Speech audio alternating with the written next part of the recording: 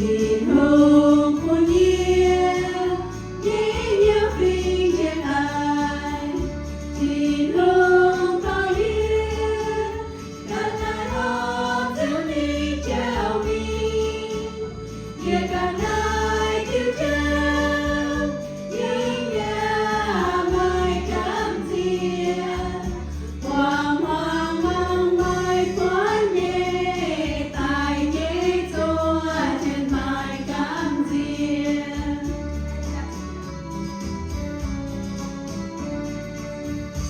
điều thi